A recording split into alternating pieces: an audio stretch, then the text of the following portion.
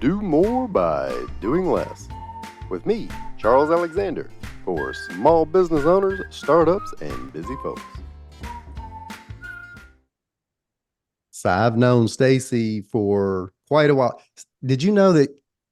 Haha, did you know you're a two-timer, Stacey? I did. I remembered I was on your show before. Thanks for having me back. Must mean I wasn't that bad.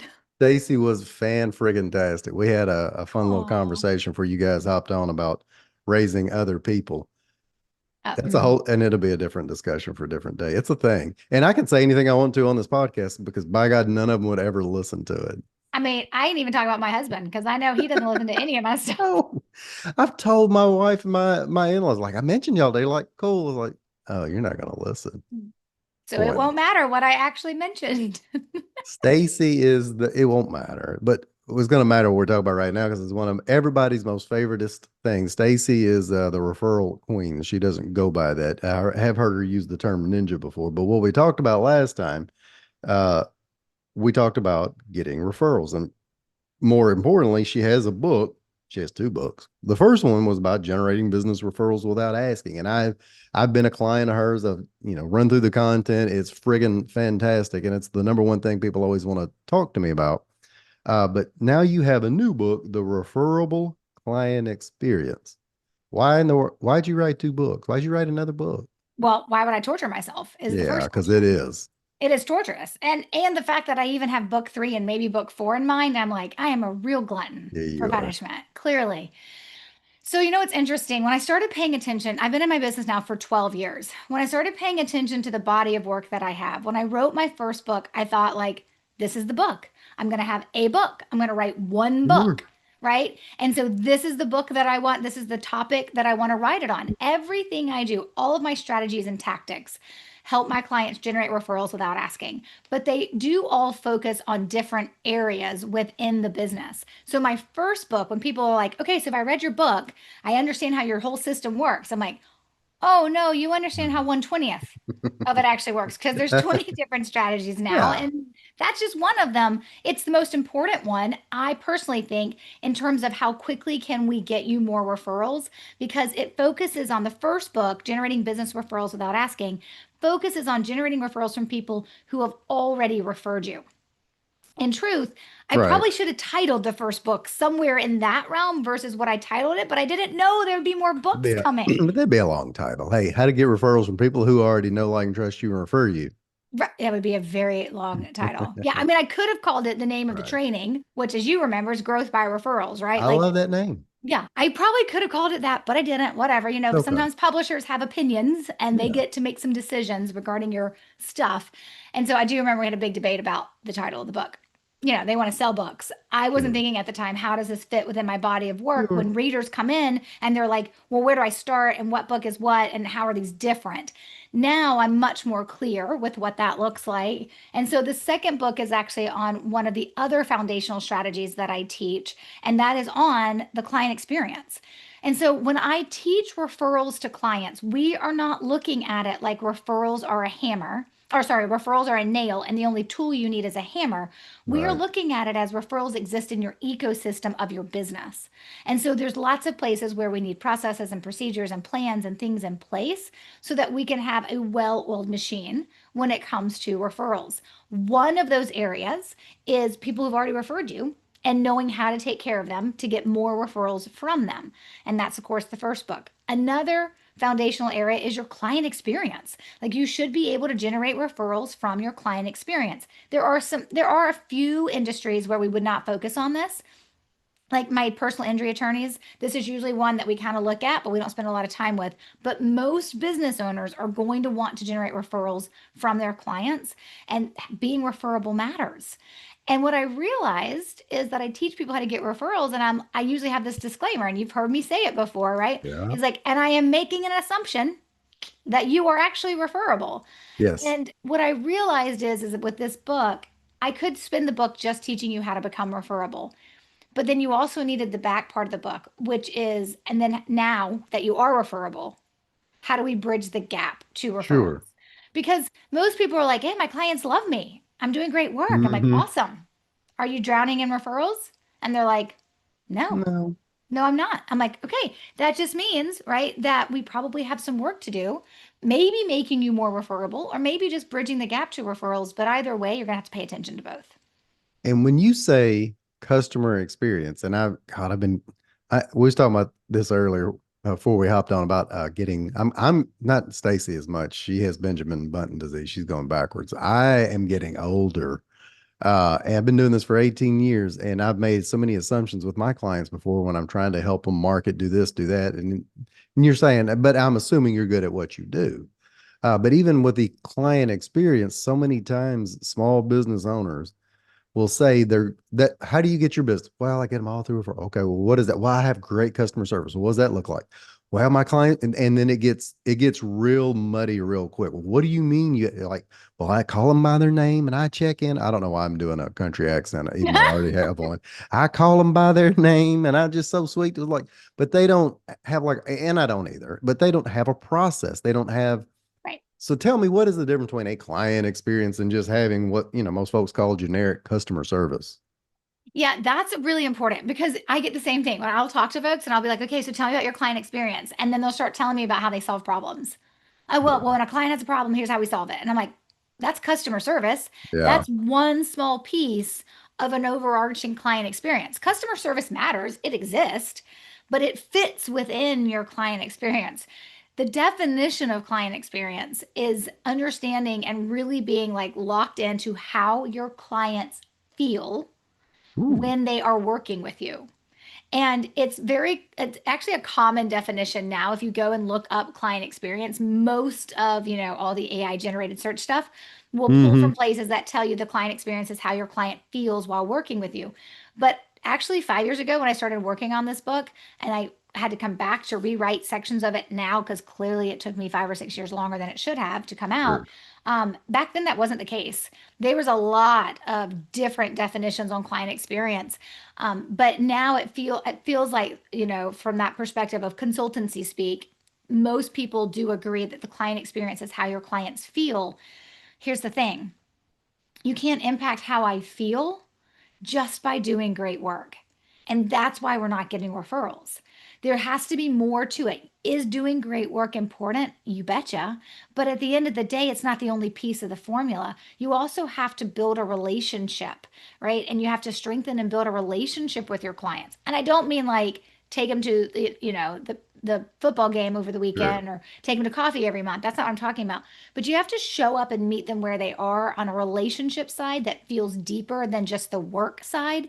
You have to have both pieces. And so the client experience to evoke the emotions and the feelings that you want your clients to have, it comes from the work you do plus the relationship you build. And those things are really key. And most folks only focus on the work they do, which is why I can ask the question, are you valuable? And every Right. business owner will be like, yes. Of And I'll be course. like, are you drowning in referrals? And they'll be like, no, I am not. I'm like, great, Yeah. because doing great work does not equal referrals. And that's really hard to hear. And it's not fun, but it is the truth. And it's one that we can manage around, though. So when you say that, it's on, and I'm cheating. I've poured through most of the book. You break it down into like stages, right? Yeah. What does that Yeah. mean? So it's understanding that your client, when they work with you, they go through different stages. There's the new client stage, the active client stage, and the alumni client stage. Now, if your client never stops working with you, so like let's take like a CPA, if you're going to file your or prepare and file your client's taxes every year, they actually stay in the active stage, and the Mm-hmm. active stage becomes the ongoing stage. So every client goes through these three stages. But what's really important is how you're applying not only the work that you're doing in each of those three stages, but the relationship building touch points as well that help your client see them for where they are in your process. And so when I say relationship, it's more about being seen than it is, here's a bottle of champagne just Right. because we're great people and we just want to give you a bottle of champagne. And you've mentioned this a couple of times. It's almost like it's a church term. Meet them where they are. What does that mean? Yeah. Okay. So let's use an example that I think most people will be like, oh, I get it. Right. So when I decide to hire somebody, right, it doesn't matter how excited I am about that. Okay, I'm finally going to solve this problem or I'm finally going to have this thing, or I'm finally going to make progress on this, or I'm going to finally knock this off my to-do list because I have hired a service provider that's going to help get me there, right? It doesn't matter how excited I am. In the moment that I say yes, and I sign something or I pay some Yeah. money, or even just saying yes, I enter a period of what's usually referred to as buyer's remorse. And it can be short and fleeting, or it can Yeah. be long. And what I want people to understand about, you're doing work. When someone's a new client, there's work you're doing. They're signing the agreement. They're maybe giving you Yeah. a credit card. You're maybe scheduling meetings. Maybe you're, sending out information to collect information from them. Whatever it is, like, right, they say yes to hiring you, and you're like, great, let's go. Like, here's my process. Here's my checklist. Here's all the work we're going to do. And your client's sitting there, and they have something we call the quiet voice. And they're sitting there thinking to themselves, did I make the right choice? Is Yep. it actually going to work the way I think it is? That's a lot of money. Do I Yeah. even when they're referred, they still have a moment of buyer's remorse, and it still comes out in things they think about in their quiet voice that they never actually say to you. So doing something that is outside of the work, but actually makes them feel like you see them and you're meeting them where they are, is in how you acknowledge, label, and normalize that quiet voice. So one of the things I always tell folks to do is that when you bring a new client on, right, instead of just sending like a welcome to the team or we're so glad to have you as a client welcome card, you probably should send something that we refer to as the journey card. And the journey is going to actually acknowledge what's about to happen. And so the journey card for me, like when I was a productivity coach, my journey card was, I knew that when they hired me, they were thinking, oh my gosh, I'm finally going to get control of my inbox, right? I'm finally going to get control of my calendar. Stacey's Hmm. going to help me make sense of all this. And the other thing they're thinking is, she's going to make me do work, Yep. and she's going to make me change. And that is going to be hard. And so they have this like, it's not against me. It's not about me necessarily, right? But it is about the work we're about to do. But there's like this back and forth that happens. So instead of sending a, hey, I'm so excited to work with you, thanks for becoming a client, which clearly that language is more about me than it is about Sure. them, Yep. the journey card would acknowledge what they're feeling. And so it would be like, I'm so excited to work with you. I know this journey is going to stretch and challenge you. And sometimes it's going to feel really hard. That's okay. That's normal. And don't forget, you're not alone. I'm your co pilot. I love that term, by the way, co-pilot. Hmm. So that, and this is kind of almost like whatever, a formula, a system, a process. But so to start creating that experience, first things, obviously, I get the client, sign the paperwork, and then not just send them a gift, but actually send them a card to acknowledge, label, and normalize. Their quiet voice, whatever The your clients are quiet feeling voice. when they say yes. And here's the thing, I have people who ask me this all the time. They're like, well, how do I know what my clients are feeling? And my response to that is, okay, you should know. Yeah. If you don't know, you probably need to go ask.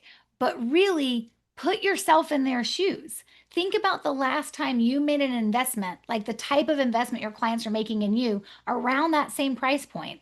And think about how you felt, even if it was fleeting and momentary, right? And think about the work and the transformation you ask your clients to make. Right? Like, think about it. If you're an estate and wills attorney, right? If you're an estate attorney and you're like planning out people's wills, you know a fear factor they have. They're like, I got to make decisions on who's Hmm. taking care of my babies. Like, there's nothing easy about that decision, right? But we all make it. It doesn't matter, right? Every client that hires an estate planning attorney that has children has to face that issue. There's certain Can't things leave it our with my clients, mother-in-law. right? There are certain things that our clients go through, that all of our clients go through, right? When they decide to hire us. Most people just don't sit and think about what those things are. And if you're really not sure, ask some clients, right? Hey, when you first hired me, I know you were excited because we were going to do A, B, and C. But did you also have some concerns that you didn't voice to me, that maybe were things you were concerned that maybe we wouldn't cover or Hmm. that I wouldn't deliver on? Ask the question, figure it out, right? I know with the work that I do now, when people come into my programs, whether it's the accelerator or my coaching program or my VIP, the bigger concern isn't, is this going to work? That's always going to be a concern, right? Like, is this going to work for me? The bigger concern is will I do the work? 100%. And I can think of several times where I have spent money with other people, my my own coaches. And that was immediately like, what did I sign up for? Was this going to work? Did I make a mistake? Oh, I haven't heard from them in a week after signing up. so does it, and I get, do you always send a card or or does a phone call count or does a Zoom count or does I think direct it, message, email, I don't know, does email count? yeah, so here's the thing. You can do any of those things, but if you Right. want me to remember it, you better send it in a handwritten card. Handwritten card if I Because want you to. can send that in an email and you can say that in a voicemail or on the phone. I'm not going to remember any of it. It was just more noise in my inbox. And let's be honest, I hang up the phone and sometimes I'm like, who did I just call? Yep. Right? So, and I don't think that's 100% age. I do think that is just life now as well, right? And so the handwritten note says something different. It's the same reason why we write handwritten notes when somebody refers you, right? It says something different to the person receiving your note. They're worth your time. They're worth you taking the time to pull out a card and write it and then put a stamp on it and walk it to the Yeah. mailbox. Yeah. Like Yeah. To they're, do something weird that we don't do anymore. yeah, which was so common and really one of our only modes of communicating Right. for a very long time.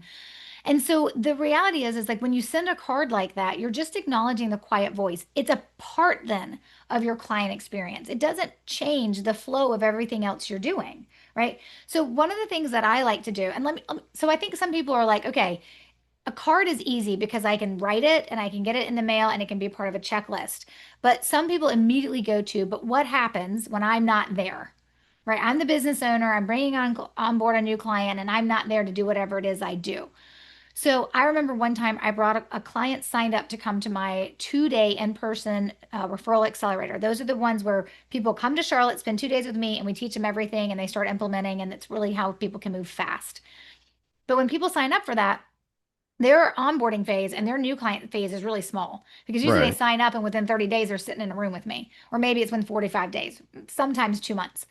But I always, and right after they sign up, I always send a video, right? So some clients I'm writing a note, other clients I'm sending a video. It depends on my client experience, Sure. right? And it depends on what I'm trying to accomplish.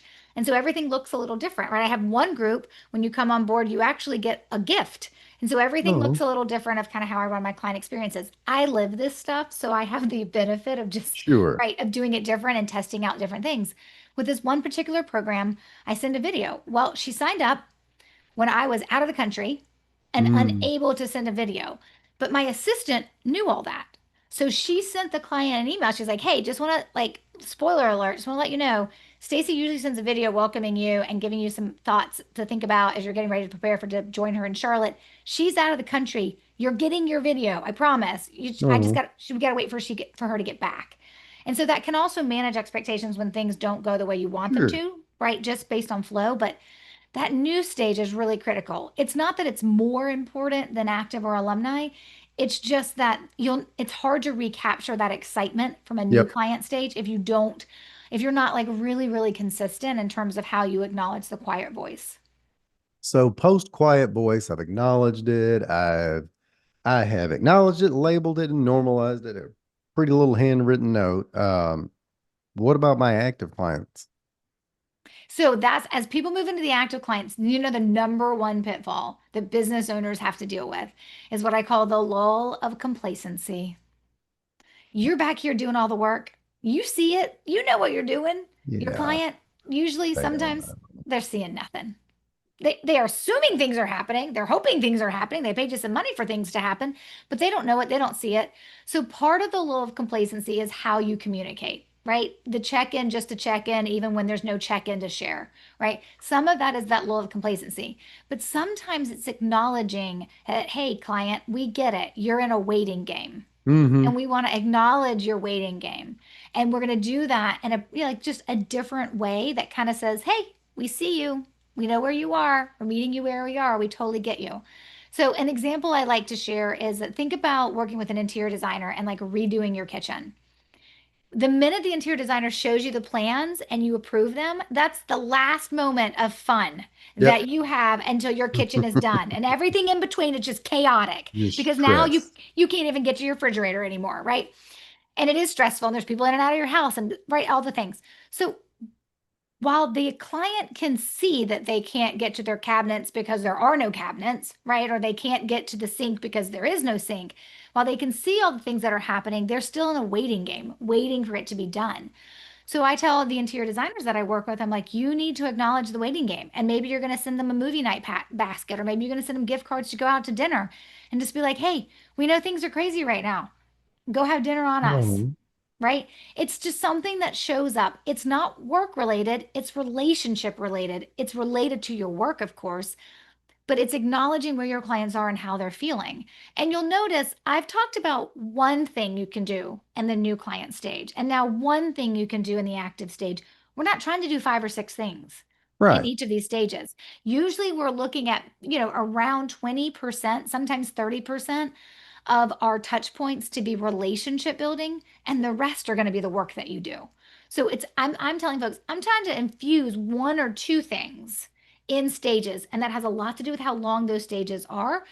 In some cases, when you get the active stage, maybe it's more on 2 to 3, and the new stage, it's typically only 1 to 2. But you're looking at it from that perspective of I want them to feel something different above and beyond the work that I'm doing for them, and how I'm going to get them to feel cared for, supported, like they weren't a number, like I Hmm. had their back. Whatever the adjectives are that you want your clients to explain when they talk about working with you, you have to figure out how to make that intentional in your client experience. You can't leave that up to chance. So, and I assume this works a variety of different ways. If you have a lot of people that listen, watch, or let's say coaches or digital marketers, and they have a client that is, they're ongoing.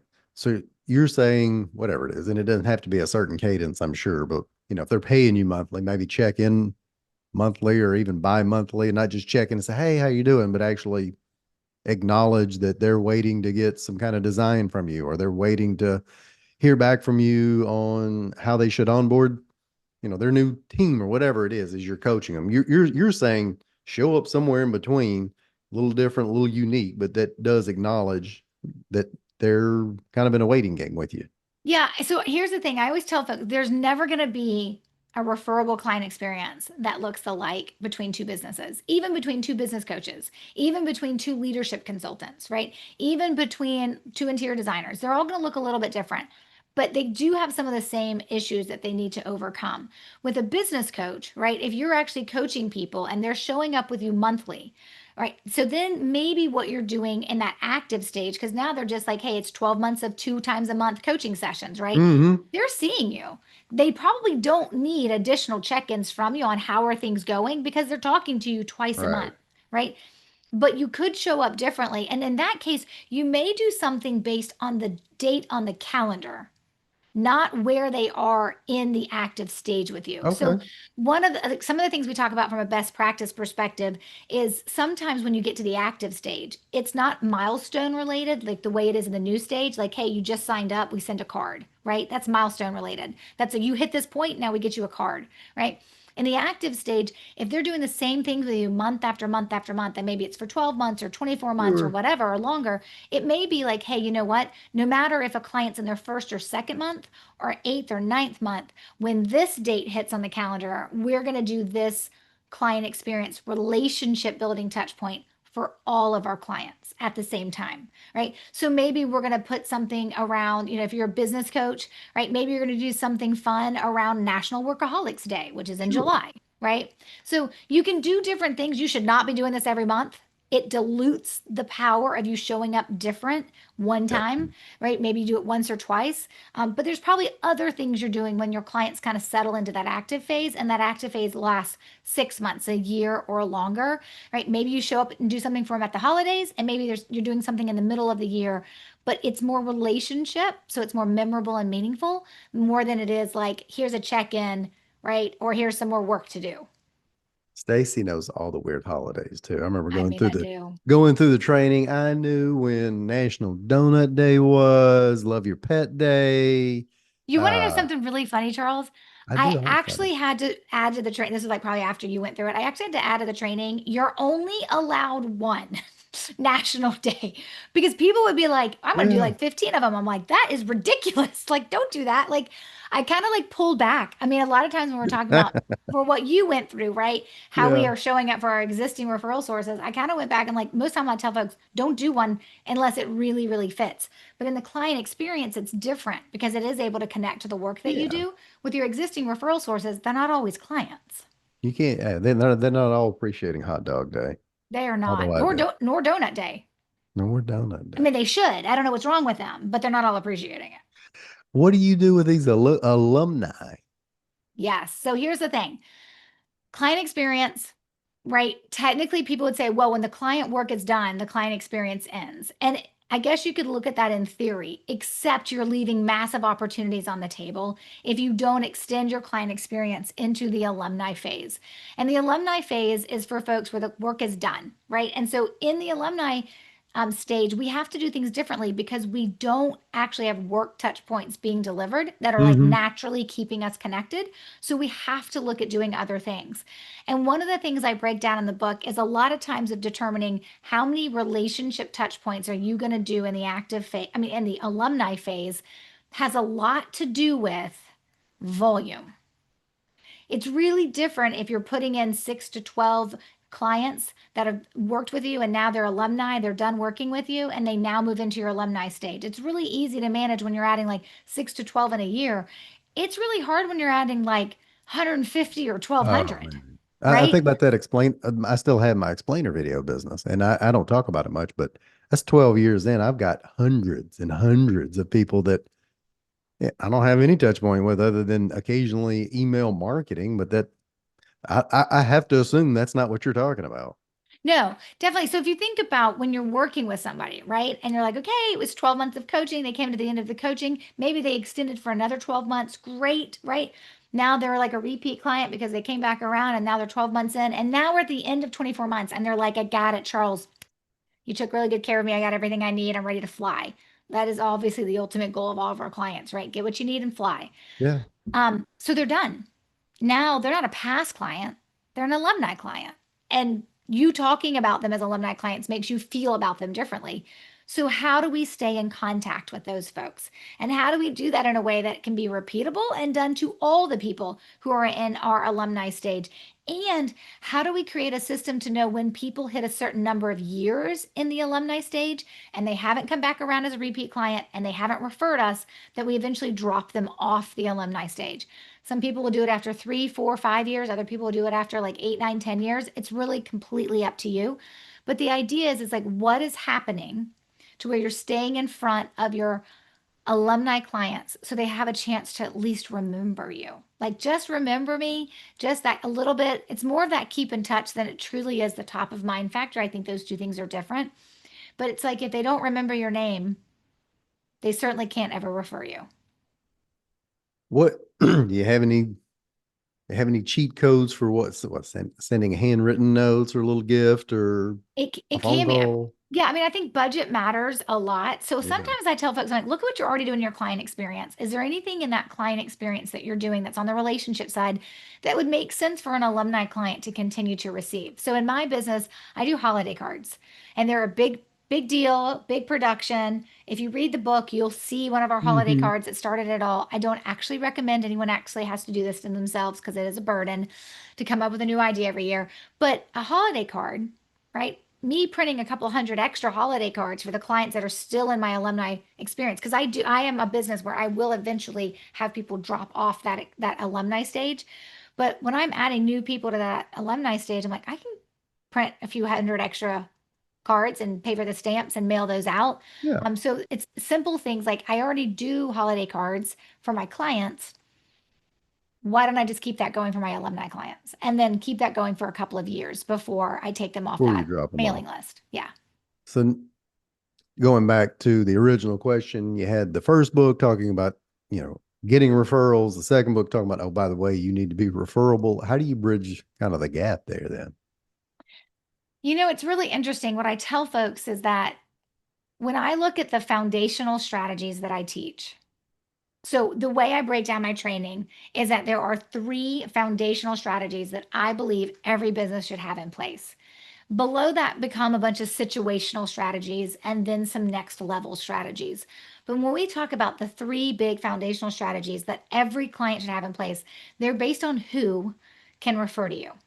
My first book is based on people who already refer to you, Right. existing referral sources. That's a group of who on their own. If you've been in business more than a year, you probably have some people referring you. Maybe not as many as you want, but you probably Sure. have some people referring you. And so, I mean, I work with business owners sometimes that have been in business like, 15, 25, 30 years. And they're like, I get some referrals, but not enough. I'm like, you're never too long Yeah. in business for us to fix this problem, right? So it's looking at it and saying, okay, that's a group of people who we can get more referrals from are people who've already referred you. Another group of people that we can get referrals from is our clients. And so this referable client experience is the second piece of our foundational strategy. The third foundational piece of the teaching that I do is new people referring you. Right. And that book does not quite yet exist. But it's a strategy that I've been teaching for almost 12 years. And it's how do we cultivate someone who's never thought about referring you and then have them start referring you? Those are three different groups of people. And those are three different strategies or plans that we need to execute on. Existing referral sources, get more Hmm. referrals from them. Client experience, get referrals from our client experience by percolating the idea of referrals throughout that experience for our clients. And then new people referring to us. And how do we cultivate those people to a place where they will want to refer? And we do all of it, as you know, without asking, without manipulation, without being gimmicky and promotional, without compensating, and without feeling like you got to network all the time and always be seen and always be like never be forgotten. We do all of those strategies and everything else that I teach without worrying about any of the stuff you don't want to do, like the asking and things. Can I be passive aggressive? Oh, I would love it. Can I be passive aggressive back? I guess. Okay. So anybody that wants to dive more into that, we already have a podcast episode. Scroll back, find it, and I'll put. Think I will. I'll make an effort to put that in the show notes. Uh, that flew by. So look, you probably don't remember this. I hope you don't. So I can go back and Oh, compare notes. I oh no. always end the podcast by asking people. So tell me, Stacey, it's two-parter. What's one thing currently that you should be doing less of, you personally? That's not passive aggressive, is it? No, that's a real question. Like you're Okay, doing wait. something regularly and you think, God, I gotta quit doing this. Whatever, it's taking up too much time or isn't a priority. You know what's interesting? I think I see a lot of people spending so much time trying to cultivate new leads for their business. Yeah. They're cold messaging people on LinkedIn. They're running ads.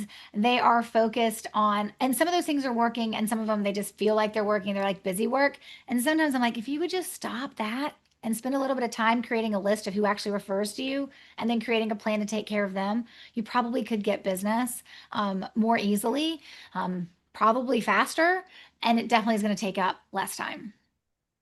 What should you personally be doing less of? I mean, like everything, She said all of it, all the stuff. Well, all the things. all the admin stuff and You all know, the, go it's ahead. it's interesting. Like my business is 12 years old. Rome was not built in a day. It was at the 8 year mark. I think it was like 2021. I really had like a come to Jesus with myself and a big epiphany about how I wanted to run my business and what I wanted my calendar to look like Ooh, and what that was going to be for my business. And so, I will always say this. I will never shy away from saying this. Probably I did early on, but I don't now. Like, I'm totally fine with making as much money as possible by working as little as possible. Like, yep. I don't think there's anything wrong with that as a business owner. As long as I'm taking care of my clients and they're getting their results, it just shouldn't matter how much time it takes. For me, I feel like my business is in a really good place, and there's a lot of things I probably could be doing, but I don't need to do, so I don't. But I worked really hard to get to a place where this model works the way that it works in terms of how I show up, in terms of doing less or doing more. But I'll tell you what, every time my virtual assistant and I have a conversation and she's like, "Hey, let's talk about the Hmm. social media calendar for the rest of this month." I'm like, "Why? I don't make any money there." Yeah. I'm like, "We'll do social media because, it's like people can like check me out and like my Yeah. LinkedIn profile is going to come up in a Google search before anything else nowadays, right? So, Sure. okay, we'll keep it fresh." But I'm always like, "Why are we spending so much time here? This is not where I make money." Yeah. And if you spend less time doing that, that means you can spend more time cultivating referrals from existing clients, from alumni, from the newbies. And I love the way you phrase that. I'm always worried about the new folks. It makes you feel like a certain large cable company that rhymes with Comcast, who's always trying to lure in new customers and not giving a flip about the existing ones. No, like, hey, you can have internet for $1 a month, but Hmm. you over here who's been with us for 10 years, it's gonna cost you 180. And you can't even get in touch with us. And we I will we will like we'll hang up on you. Oh, it's tough. But this is why I pay more for my business line. So I have to move to the They top of the have to be queue. nice to you. Yeah. Tell us, I probably butchered it. Tell us the name of the book, where we can get it. Yeah. So it Tell me. is the Referable Client Experience. It is available wherever books are sold. I mean, I guess technically that depends on when this episode goes live, but it'll be live very soon. It will be. October 21st. It is live. You can get the e-reader version, you can get the printed version, or you can get the audio version. I do read the audio version, so make sure my voice does not annoy you before you go that route. Oh, And anywhere you purchase books, this is available for you to purchase. And you can also check out more information at referrableclientexperience.com. We've got some great bonuses and promotions that we're doing with the book release. And of course, you can grab a free chapter if you want to dip your toe in before you buy the book. fantastic, Stacy. Thank you so much. I will work diligently to get this dropped and or on before October 21st. And yeah, and in case you're listening to this and it's Christmas, I apologize. That's awesome. Thank you Thank, so much. thank you. Don't take off just yet. I've created a new program just for you. Join the Time Freedom community for entrepreneurs that want to work on their business instead of in their business. If you'd rather spend more time with family, friends, traveling, exercising, having the time to do what you want instead of, I don't know, putting out never-ending fires, tackling another to-do list, and checking email at 9 p.m., then go to my website, yourcharlesalexander.com. If you've created the income you want but don't have the time freedom you deserve, then this is for you. And as always, if you don't, an angel may actually lose its wings. True story. Have a great day.